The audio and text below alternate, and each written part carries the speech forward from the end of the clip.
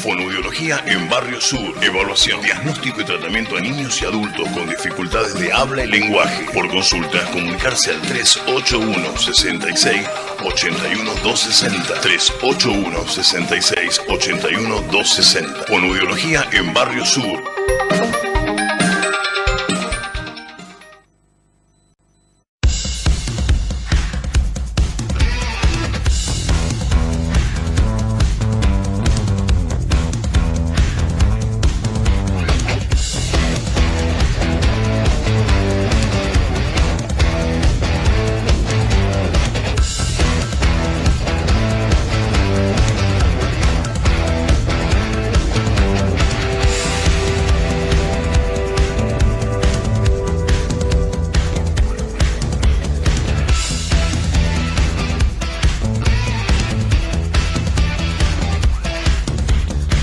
El Chiringuito.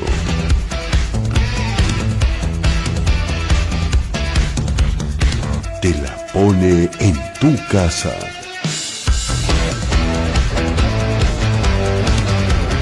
El Chiringuito.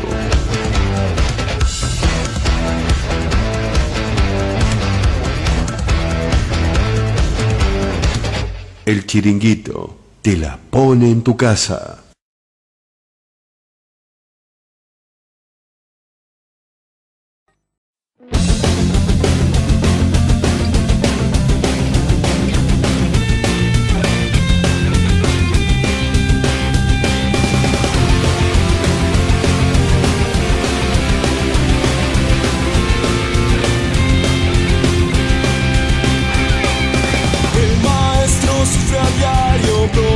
Con su salario hierve el calor de su salud.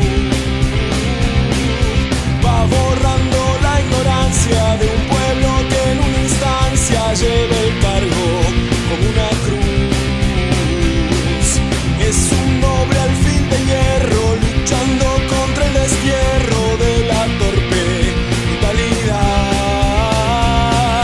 Va buscando la utopía y el Estado es el que destruyendo su humanidad. Es un recuerdo de mi juventud, ser maestro una virtud, que va a poder enseñar si es solo un mal pagado, que va a poder enseñar su salario es miseria. Hoy la tarea va a ser saco, lápiz, papel, maestros al poder.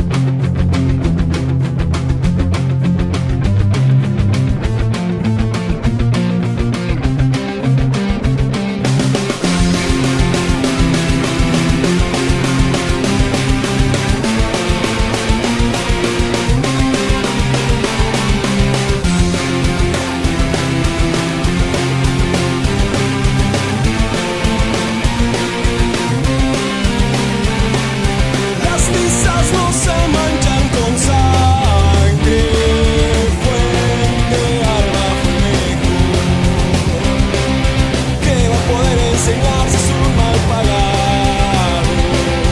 ¿Qué va a poder enseñar su salario y miseria? Hoy la tarea va a ser saco, lápiz, papel. Maestros al poder, maestros al poder, maestros al poder.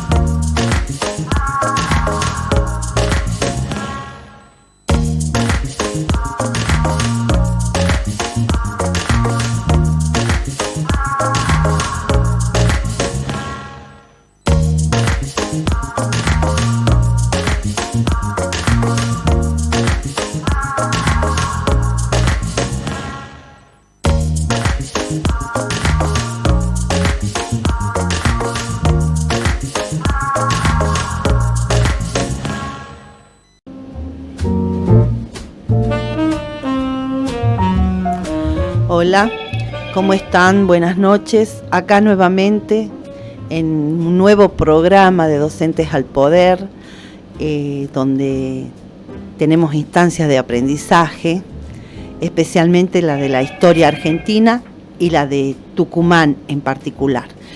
Acá tenemos con nosotros a Clarita Yáñez, nuestra amiga Pelusa, que nos va a contar todo, digamos, lo que ella vivió y lo que vivieron algunos compañeros en el proceso de cambiar la historia argentina, de cambiar la historia tucumana. Hola Clarita, ¿cómo estás? Hola María, ¿cómo estás?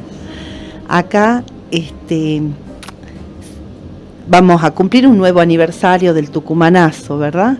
Y hemos cumplido un nuevo aniversario de el golpe genocida que sufrió la República Argentina.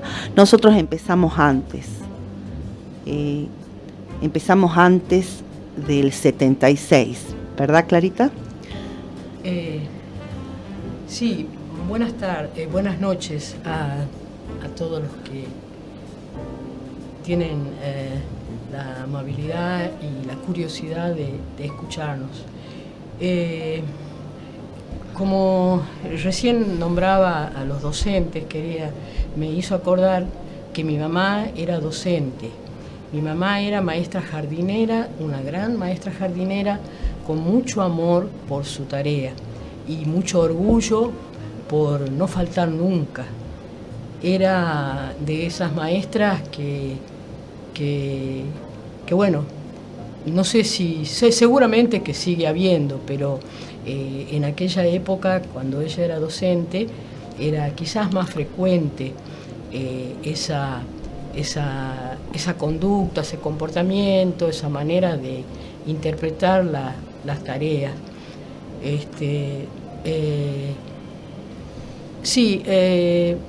Mi familia, para contar un poco de lo que ha pasado, de lo que nos ha pasado, de lo que hemos vivido, quizás me tenga que ubicar un poco en la familia, en el barrio en el que vivía. Mi familia era una familia humilde, porque mi mamá era maestra jardinera, mi papá era empleado del ferrocarril, en la farmacia del ferrocarril. Mi mamá no era peronista y mi papá era muy peronista. Y se peleaban entre los dos, pero ahí seguían. Ahí seguían.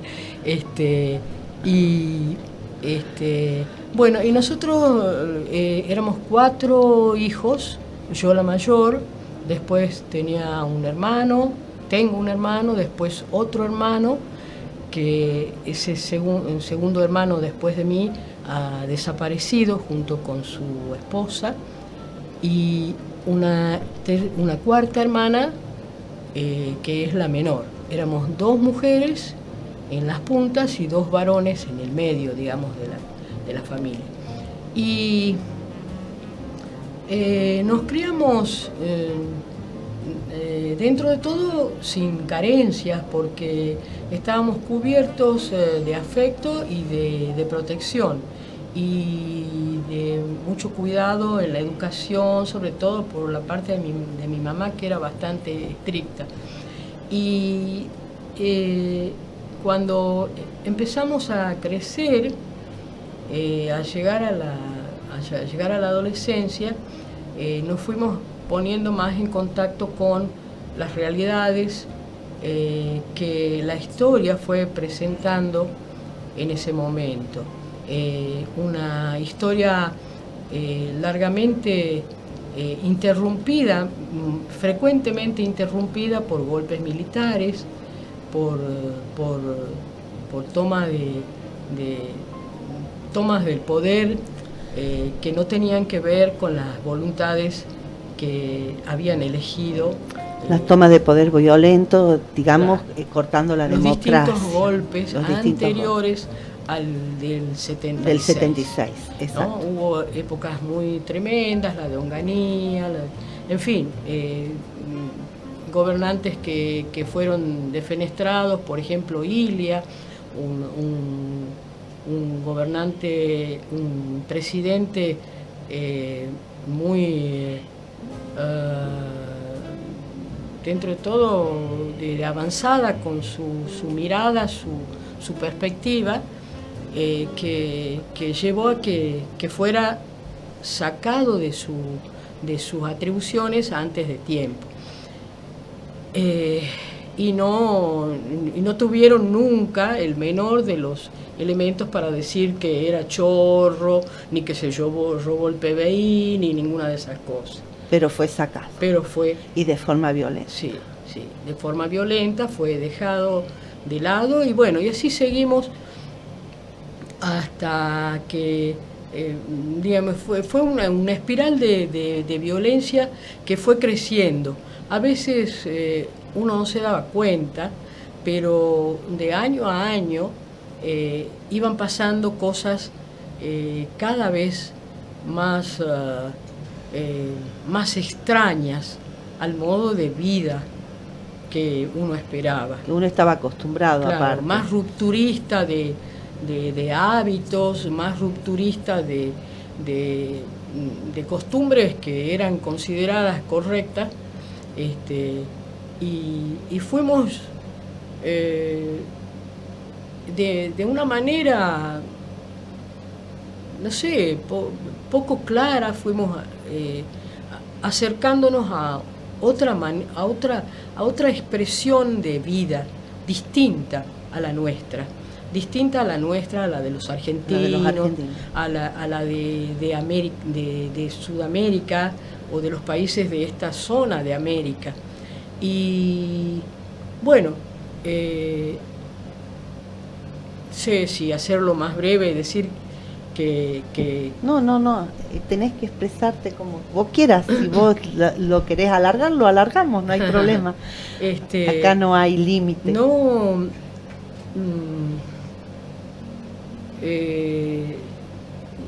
fue ninguna... no fue nada claro encontrarnos arrojados a otras costumbres, porque sin darnos cuenta fuimos mirando más al norte, creyendo que el bienestar venía de países más poderosos, como Estados Unidos, que estaba muy valorizado por ciertos sectores. Demasiado valorizado, digamos. Sí. Y sin ser nuestras claro, costumbres y nuestra cultura. La gente quería estudiar inglés, cuando en realidad no era muy frecuente ni muy habitual, ¿no es cierto? Claro. Y empezó a verse como si fuese una virtud. Querer a Estados Unidos, ver la bandera de Estados Unidos o de Inglaterra, escuchar sus himnos, sus marchas, oír sus idiomas, ver norteamericanos llegando a la Argentina. Empezaron los intercambios de American Field Service, digamos, la invasión cultural fue llegando poco a poco, de modo que, claro, para cada uno era una sorpresa. Claro. Era una sorpresa y una curiosidad. Digo yo, les habrá parecido a los indígenas cuando les llegaron los españoles, ¿y estos quiénes son? Qué buena comparación, ¿no? Claro. El de la colonización, o sea, llegaron los españoles y nos colonizaron por la fuerza. Llegaron los sajones, los anglosajones, ¿verdad? Los ingleses y los norteamericanos, y nos empezaron a invadir la cultura. Después fue otra cosa, pero empezaron en ese momento a invadirnos la cultura. Sí, era algo, digamos, una curiosidad al principio. Y claro, ya nosotros íbamos creciendo y empezamos a leer, a ver. Yo tenía curiosidad porque tenía una prima que no vivía en Tucumán, sino que vivía en Buenos Aires, y que la familia, medio en secreto, decía, ella se fue a vivir a Buenos Aires porque ella es comunista. Entonces yo decía, ¿comunista? ¿Y qué es el comunismo? Nadie me sabía decir. Y yo empecé a preguntar, y incluso iba a la escuela, yo iba a la escuela Sarmiento, desde el sexto, séptimo grado. Empecé a ir a la escuela Sarmiento y ahí empecé a preguntar, con a veces un poco de susto de parte de los profesores. A la profesora de historia, ¿me puede usted decir qué es el comunismo? Entonces, porque yo quiero saber qué es, yo quiero leer algo sobre el comunismo, yo no sé nada del comunismo. ¿Qué es el comunismo? A mí me resultaba algo...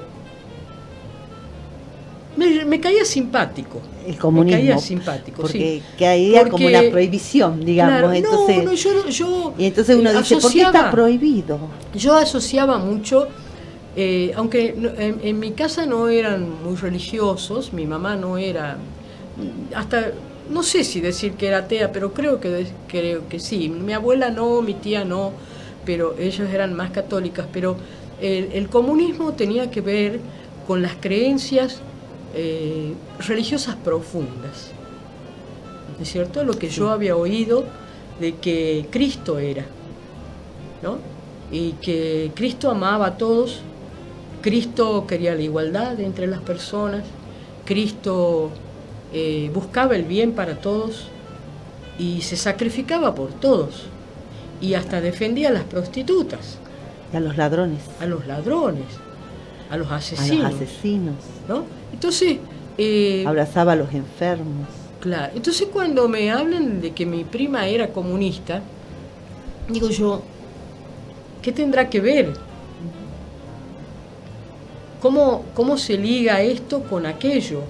¿Cuáles son las ideas? Entonces empecé a leer, empecé a preguntar, y no me resultó fácil irme enterando, digamos, porque en realidad no había mucha literatura accesible para un adolescente, una persona joven que empieza a buscar esas cosas. Bueno, me fui enterando, fui conociendo, preguntando, oyendo cosas, y en realidad creo que cuando me hago más grande, cuando ya salgo de la escuela, termino la escuela secundaria y paso a la universidad, en ese momento tengo la posibilidad de acceder a otras lecturas donde me explican más cosas. Y uno de los libros que me resultó muy, muy, muy iluminador es el libro de Galeano, Las venas abiertas de América Latina. Entonces, muy iluminador, yo ahí sentí que podía entender tantas cosas y que me dolía tanto todo, que me dolía, que lloraba. Yo lo leía el libro y lloraba. Lloraba, no podía creer que hubiera además más horrores, más cosas feas, mucho más tremendas, que las que nosotros teníamos. Exacto. ¿No? Entonces, bueno, de ahí cuando en la universidad, yo los 2 primeros años, yo empecé a estudiar historia y me gustaba mucho, me gustaba también la literatura. Tenía un profesor fantástico que era el profesor Mariano Moríñigo, que me hizo conocer, leer el Quijote, que yo me aburría como que cuando me lo habían querido, o leer el Cid Campeador, o leer las églogas de Garcilaso.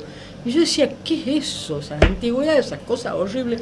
Y sin embargo, cuando él lo leía, y lo leía con tanto amor, y lo leía con esa entonación, y lo leía y explicaba, yo veía las ninfas, su pie blanco pisando el agua transparente, y entendía ahí la poesía, entendía el amor, entendía el gusto por tantas cosas que a veces están mal transmitidas. Exacto. En las escuelas, o muy a las apuradas, o no sé, pero cuando te encontrás con un profesor que ama lo que hace, que disfruta, el alumno Aprende.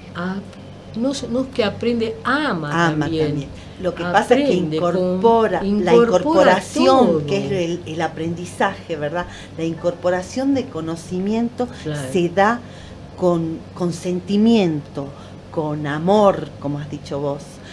Entonces, aquel que ama lo que hace puede transmitir lo que conoce. Sí. Entonces, es importante. Sí, ese digamos que ha sido... ha habido otros buenos profesores cumplidos y todo lo demás, pero la verdad que ese ha sido un modelo de profesor, de docente, que a mí me ha marcado, me ha hecho gustar de cosas que yo jamás creí que las iba a gustar, claro, que las iba a leer. Que me iba a detener en esa cantidad de letras y letras chiquitas y libros densos, libros gordos, leerte la Ilíada, la Odisea. Hoy como hemos leído el Cid Campeador, yo decía, ¿qué es esto que habla tan raro que ni le entiendo en ese castellano antiguo y cosas? Pero sin embargo, cuando él lo leía y lo explicaba y cosas, uno verdaderamente lo gozaba, ¿no? Sí. ¿Qué habrá sido de él? No sé, alguien me dijo que se tuvo que ir por las persecuciones y que se fue a, no sé si a Colombia o para algún lugar de América Central o de América, digamos de Sudamérica, pero y ya creo que después murió, ¿no? Pero es un tipo además reconocido internacionalmente y sin embargo acá lo trataban como si fuera nada, ¿visto? Uh-huh. Como si fuera nada. Sin respeto, sin consideración, y la verdad que era una joya de docente, de ser humano. Eso estábamos hablando recién, lo que es el respeto. ¿Qué es lo que nos pasó? ¿Vos qué pensás que nos pasó en este transcurso de limitarnos, de no respetarnos? Sí. De perder los valores. Vos hablaste de valores. Yo creo que perdimos los valores. Sí. Ha habido como una ruptura de sentimientos. Porque yo me acuerdo que cuando leía la historia y me sorprendía de que un diputado, creo que era uno tucumano, se suicidó porque lo acusaron de tener una... ¿te acuerdas? No me acuerdo el nombre en este momento. No. Lo acusaron de tener un arreglo con una empresa, creo que de las carnes o algo así. Entonces lo acusaron de eso y era tal que el hombre se sintió mancillado por eso, que no solamente presentó su defensa y sus explicaciones, sino que después termina suicidándose. Entonces uno dice, Ahora, a ver, hemos vivido en estos últimos tristes años tantos horrores, tanta vergüenza, tanto descaro, y sin embargo, qué lejos están, no de suicidarse, ni siquiera de reconocer, de pedir disculpas, de decir nos hemos equivocado, hemos cometido un error. Al contrario, defienden de una manera desvergonzada y asquerosa todas las indignidades que han cometido. Exacto. Entonces, uno dice, ha habido un cambio tremendo, tremendo. Porque pero no para bien. Las cosas que han pasado en estos últimos años, en estos 4 tristes años del macrismo, sí. Realmente yo creo que en toda la historia nuestra nunca ha habido nada ni parecido. No. Ni parecido. Por supuesto, antes de llegar a este horror, este festival del horror que ha sido el macrismo, antes ha habido cosas tremendas como el menemismo, por ejemplo, donde daba vergüenza ser argentino. Daba vergüenza, porque eran unos payasos, salían disfrazados por el mundo a querer quedar bien con los ingleses o con los extranjeros, pareciendo ricos, eran unos bufones. ¿Cómo se les ocurre ir a regalarle ositos de Winnie Pooh a los malvinenses? Eso es un delirio. Un delirio, sí. Eso es una cosa incomprensible. Sí. ¿No? Una falta de respeto total. Una falta de respeto al pueblo argentino. Claro, una cosa que da vergüenza, la verdad es que da vergüenza. Y hemos pasado por eso y hemos pasado por los horrores de la dictadura, que son cosas, en realidad, horrores hubo en la historia de la humanidad, pero hubo en la historia de América también muchos horrores, muchas vejaciones, matanzas, tiranos que son inaceptables, pero esto sistemático, pensado, desarrollado, llevado a cabo con tanta saña, crueldad y desvergüenza, no. Y a medida que se ha ido pudiendo sacar a luz, uno queda más pasmado, ¿no? Y lo que a mí me ha resultado muy positivo, muy bueno en todo ese triste proceso, ha sido yo como afectada familiarmente por las desapariciones y las persecuciones, que en mi casa se han puesto bombas, han allanado, han hecho, bueno, lo que se les ha dado la gana, han entrado, han robado, se han llevado los muebles, todo, nos han vaciado la casa, hemos tenido que andar a salto de mata por cualquier lado para conservar la vida,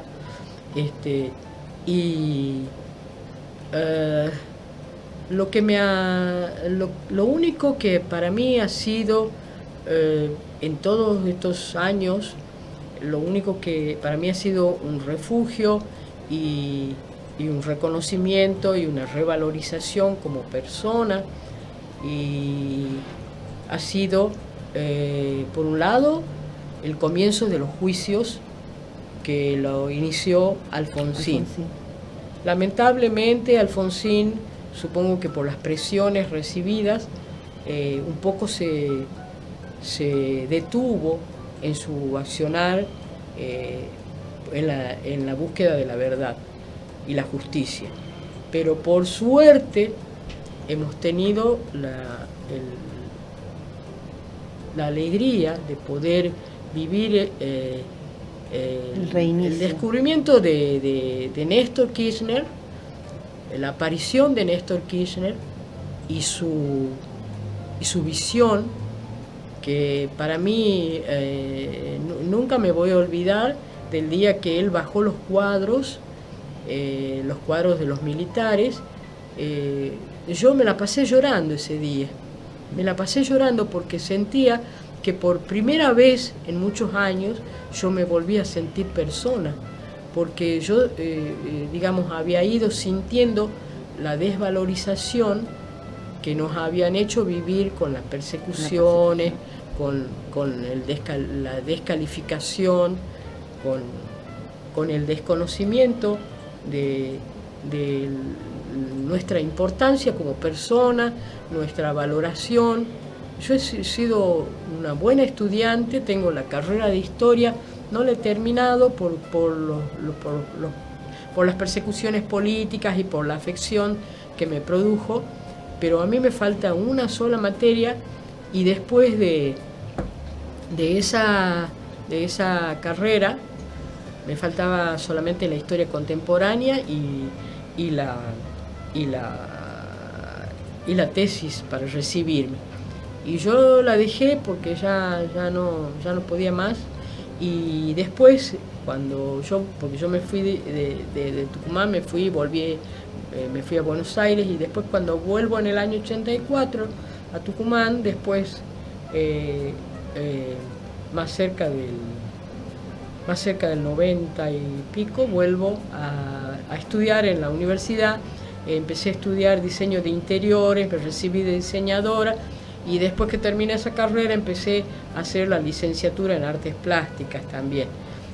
O sea que he incursionado por 3 carreras, todas en las cosas que he hecho, las he hecho con buenas calificaciones, bien.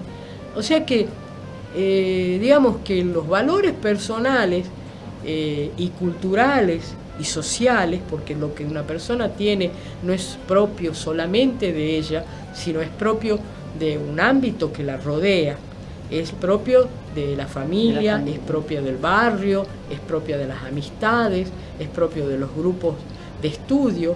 Entonces, toda esa valoración personal, cultural, social, me había sentido negada de todo eso.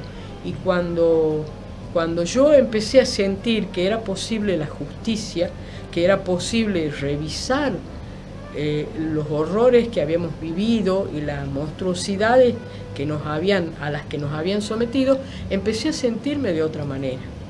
Empecé a quererme, digamos, un poco más. A valorarse. Pelusa, vos estudiaste 3 carreras. Sí. El salir de la Escuela Sarmiento y entraste a la universidad, digamos, siendo adolescente, sí, jovencita. Salí de aquí y entraste. En ese momento estaba el comedor universitario. Sí. Estaba el comedor universitario. Yo sé que vos no fuiste al comedor universitario, no. pero tuviste contacto con algunos chicos que fueron, claro, que ya no están, sí, la persecución. El comedor universitario tuvo distintos lugares, fue desplazado de un lado a otro según iba cobrando importancia, y le iban dando unos lugares con más capacidad de... El comedor universitario fue un ámbito muy importante en la historia de Tucumán, del movimiento estudiantil, de la movilización popular y de las luchas populares que hubo, porque allí se juntaban, por un lado, todos los estudiantes que venían de otras provincias. Había jujeños, había salteños, había catamarqueños, porque la universidad no era como es ahora después de Cristina, que está en todos lados. No, la universidad estaba en muy poquitos lugares, estaba en Tucumán, estaba en Córdoba, estaba en Rosario, creo, sí. en Buenos Aires. Y me parece que pare de contar. Sí. No había como. Entonces, alguien quería estudiar medicina, debía irse por ahí a Córdoba, porque no siempre hubo medicina acá en Tucumán, hasta que pusieron la Facultad de Medicina, pero si no, debían Córdoba. Irse a estudiar. Por eso la docta. Claro. Entonces, no era fácil para una familia que su hijo se recibiera de médico o de ingeniero o de docente o de físico, o estudiara física nuclear, o hiciera biología marina, o tuviera una ingeniería especializada o nuclear, nada, no de esas cosas, no. Entonces, porque para hacer eso el padre tenía que pagar no solamente el transporte del hijo, sino tenía que alojarlo en otro lado, gastar una fortuna, y no toda la gente podía eso. Exacto. ¿No? Era muy raro. Entonces, generalmente eran los ricos nada más los que podían recibirse en carreras, digamos, importantes y todo lo demás. Y con el tiempo, digamos, y el gran aceptación que tuvo en la población el hecho del estudio universitario y la posibilidad de ascender social y económicamente, dar otra perspectiva a la familia completa. Entonces empezaron a crearse facultades acá. Pero mientras tanto, acá en Tucumán venían de todos lados, y teníamos muchos peruanos y bolivianos y de otros países de Latinoamérica. Y entonces ellos iban a comer, yo creo que se debe haber creado el comedor universitario para ellos, ¿no? Para la gente que no tenía su casa. Y después se fue ampliando para gente que solicitaba porque su familia no era tan pudiente, entonces lo iban incorporando, y el comedor universitario fue creciendo en población. Al crecer en población también iba creciendo en requerimientos, porque también iban ahí los dirigentes estudiantiles, se reunían, o venía alguien de otro lado y se reunían ahí, partían para ahí. Entonces, generalmente todas las movilizaciones, los actos, los discursos, los cursos, esto, se hacían a partir del comedor. Ahí iban la mayoría de los dirigentes estudiantiles, y los estudiantes íbamos a escucharlos, a participar, ya estuvieras con una afiliación política o no, pero íbamos, digamos, a enterarnos, y además era la vida social del estudiante. Claro, era una vida social y política. Los noviazgos, claro. Allá está el fulanito, y vamos al menganito, y así, ¿no? Entonces, digamos, era un elemento muy movilizador, y fue un punto muy combativo, muy importante, la verdad que muy importante, y tuvo un alto poder de convocatoria en un movimiento de tanta trascendencia como fue el Tucumanazo, que fue una reacción popular de indignación a todos los a la forma de vida a la que nos estaban conduciendo, ¿no? Quizás no era tan consciente, pero sí nos dábamos cuenta. De una manera o de otra nos íbamos dando cuenta de que no era lo que necesitábamos y queríamos, y que no era lo mejor para nosotros. O sea, a través del comedor universitario, de esas reuniones sociales y políticas, sale, ¿verdad?, un grupo de estudiantes a poner un parate, digamos, a la cultura que se estaba imponiendo. Sí, en alguna medida sí. No es el único punto. También en las universidades, en cada facultad, los centros universitarios concitaban la asistencia de muchos estudiantes, la quinta agronómica. Pero generalmente todo terminaba, bueno, vamos al comedor, decía, bueno, va, ya, todo el mundo. Y nos movíamos a pata, ¿no? Nada de cosas ni nada, así en más. Ahí, yo iba a la Facultad de Filosofía allá en el parque, de ahí nos veníamos caminando hasta el comedor, que estaba en Ayacucho, cerca de la Universidad Central, y por esos alrededores. Estuvo en diferentes lugares, pero más bien estuve por ahí, sí. Y digamos, muchos chicos que estuvieron en el comedor, que eran dirigentes estudiantiles, porque esta época, ¿verdad? De que desde el tucumanazo hasta el 76, ¿verdad? Las edades de los chicos, ¿verdad? Que iban siendo marcados, eran muy jóvenes. Sí. Eran muy jóvenes. Sí, muy joven. Mi hermano, el que desapareció, él empezó a militar siendo estudiante secundario. Él iba al instituto técnico, en tercero o cuarto año del instituto técnico, y comenzó a interesarse por las cosas que yo contaba. Yo iba a la universidad y contaba, sí, porque en una asamblea discutimos esto, que el imperialismo, que tal cosa, que tal otra. Entonces yo venía y a mis dos hermanos más jóvenes, más chicos, yo les contaba todo, ellos me escuchaban con mucha atención. Y un día mi hermano, no el que me sigue, sino el otro más chico, dice, yo quiero ir. Y entonces fue a la universidad conmigo y de ahí vinimos caminando en una marcha, qué sé yo. Esa fue la primera vez que él cayó, porque lo detuvieron en esa marcha, lo tuvieron un rato nomás, pero ya cayó en la jefatura. Eso fue en el año 68. En el 68, mirá vos. Sí. Y después en el 69 ya él estaba más radicalizado, él había tomado su postura política muy clara y bueno, estaba con sus actividades de militante. Fue detenido en un colectivo yendo hacia el sur de Tucumán. Y fue detenido, estuvo preso desde el 69 hasta el 73 y salió con Cámpora. Con Cámpora. Sí. Con Cámpora. Sí. Mira vos, él es el que vivía en Concepción. Claro. Él es el que vivía en Concepción.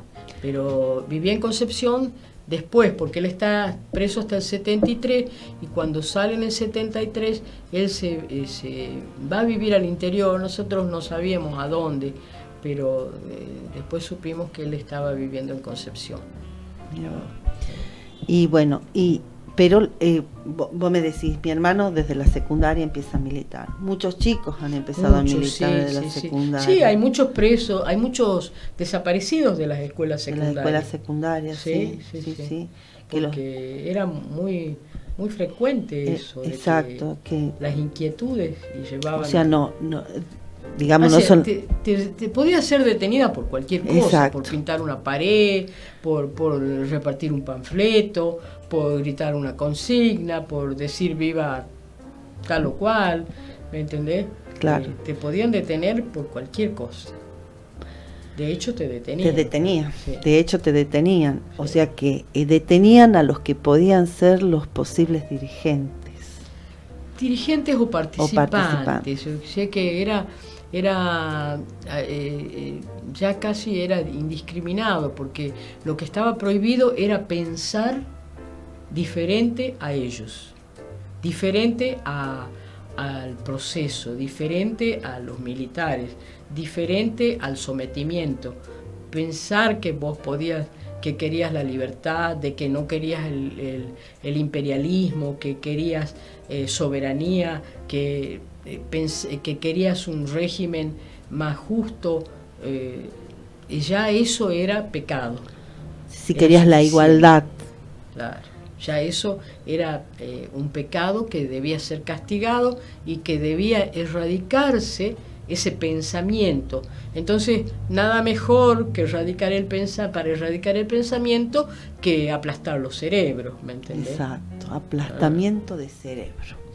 Mira lo que has dicho. Se lo aplastan los cerebros de distintas maneras.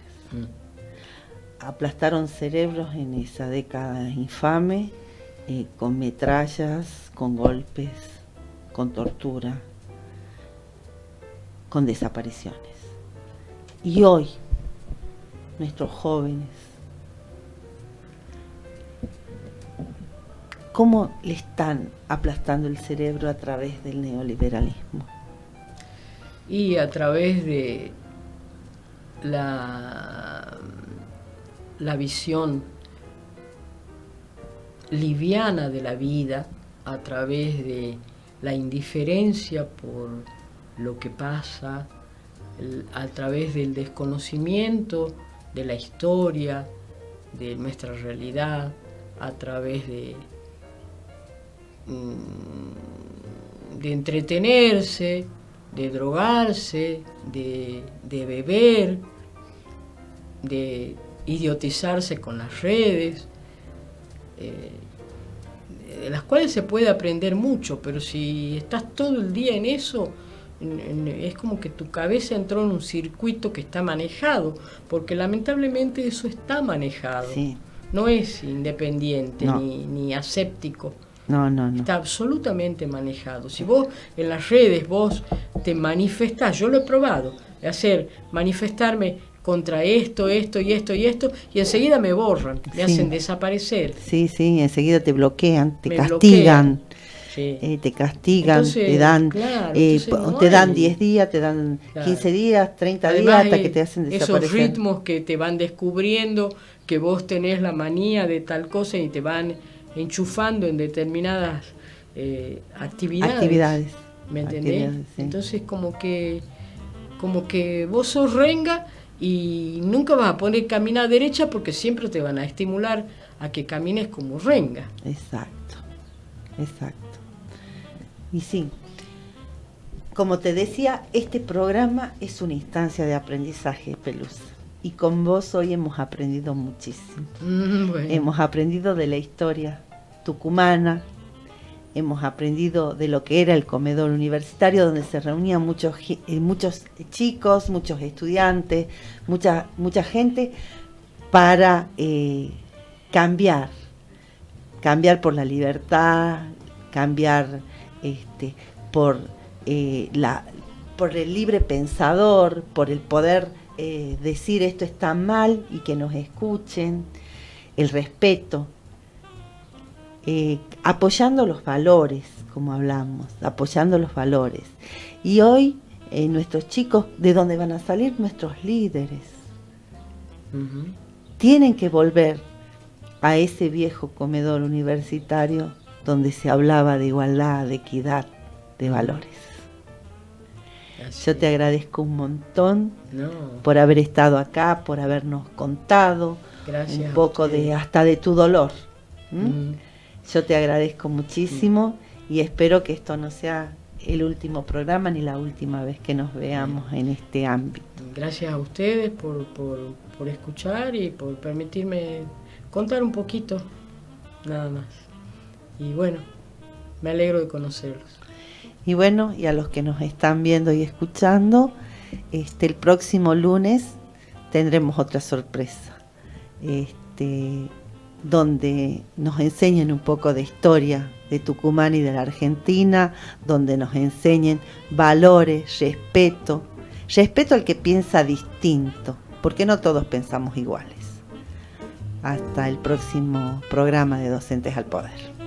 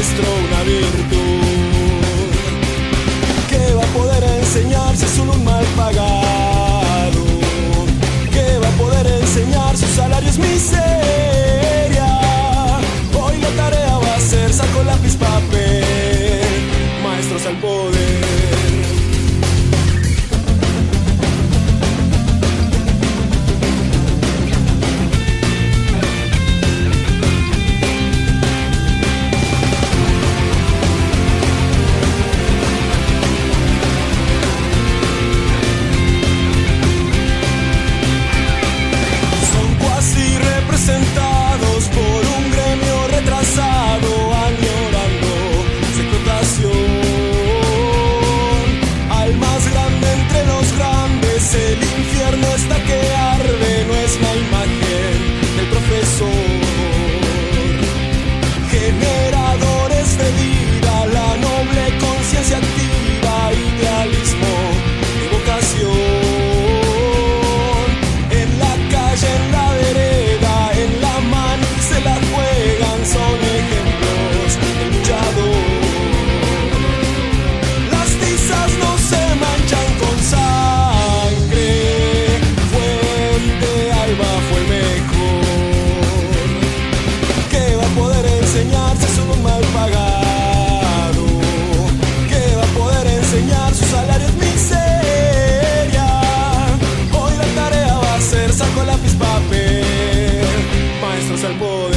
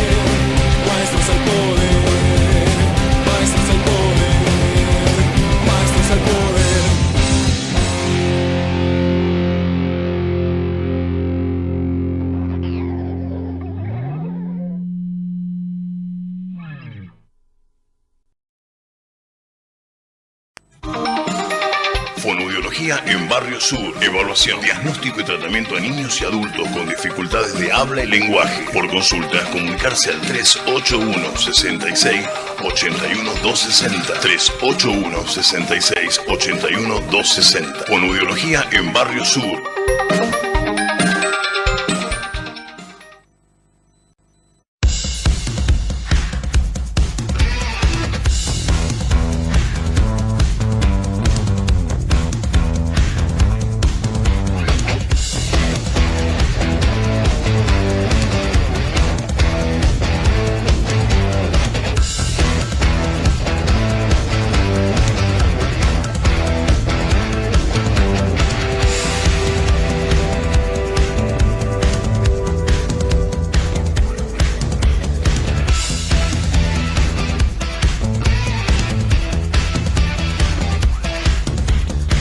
El Chiringuito.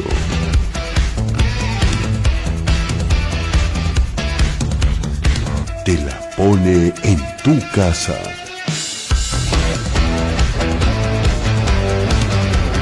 El Chiringuito.